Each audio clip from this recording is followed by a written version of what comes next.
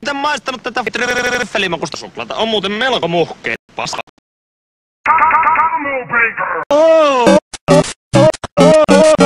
Fuck! Ei se oo mikään se on se on vähän niinku ja Hyvää tämä No etpä paljon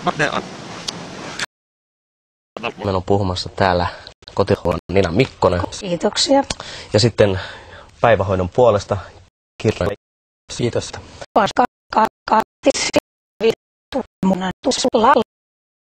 Sinä!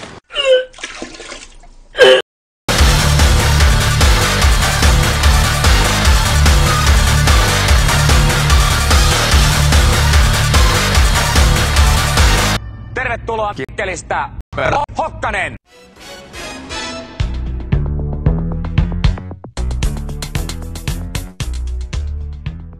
Sinä paska. Terve. Terve. Terve, terve. Se raskka 3-vuotias. Kyllä, se on tarkoitus.